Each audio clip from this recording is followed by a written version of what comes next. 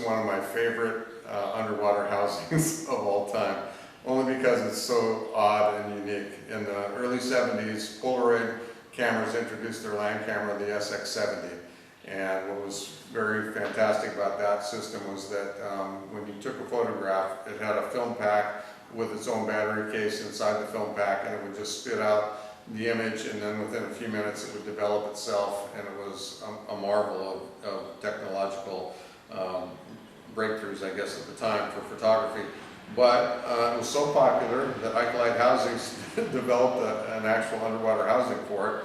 And my favorite feature, of course, is it's got the little tray so that when the SX70 camera spits out the image, it's got a little collection tray right here.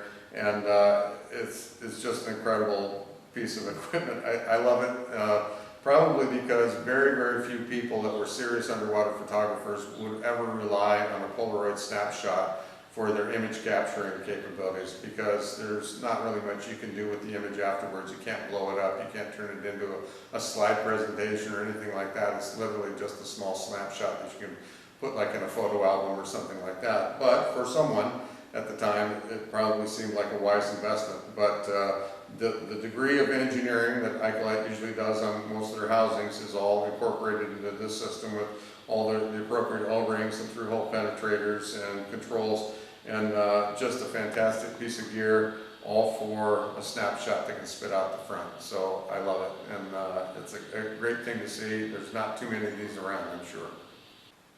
These are some of the different cameras and camera housing systems that are here on display at the ADHE in Avalon. And I'm really, really excited and proud of some of these. This particular housing, on-the-spot housing, was Jacques Cousteau's personal piece of equipment that wound up on the island back in 1970 when they did the documentary film out here. And he gifted it to one of the helpers on the project, Dr. Bob Gibbons, who used to work down at the Wrigley Institute and was one of the top divers on the island at the time. And they were looking for opalescent squid to film on the island, and Bob Gibbons helped with that part of it and the scientific knowledge behind the animals.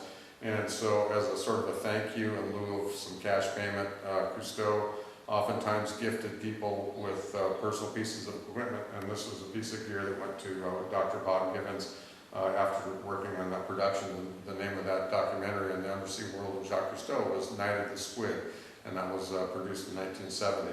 This on-the-spot housing dates back to the mid-1950s, and it was used for a Hasselblad camera. And anyway, it's a great unit, and of course it has obviously a lot of diving history to it. The one next to it is a Hans Haas roll marine housing for a Rolleiflex camera. And what's really significant about this housing is that it's number 515. And so it's within the first 20 units ever manufactured in Europe. And so this unit was the third unit to make its way to the United States, and was owned by a guy named Gary Sauls, who was an early 1950s diver. I am really sad that I don't have any of the images that Gary had ever taken with it, because that would have been a real nice feature to have here, is to have some of the images that were taken with this housing. But it is absolutely in mint condition. And in the canvas carrying case, I have all the strobe arms, reflectors, and the different types of filters for the housing itself. But it's a beautiful piece. These were nearly $300 back in 1954, and right above it is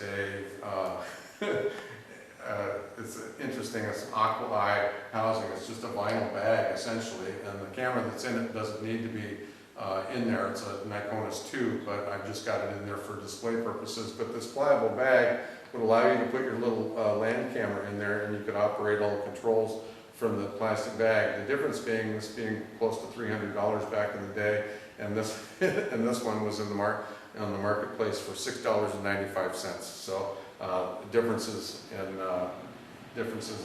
quality of equipment, I guess. And of course, we've got all the different Nikonis camera housings or camera systems, and a really nice Bolex Ballard movie camera housing. It's fantastic. This was the unit that was used to film some of the episodes of Sea Hunt, so that was dating back from from the mid-1950s, but used in the late 50s and early 60s. So this unit was used to film some of the Sea Hunt episodes. Super, super proud to have that in here.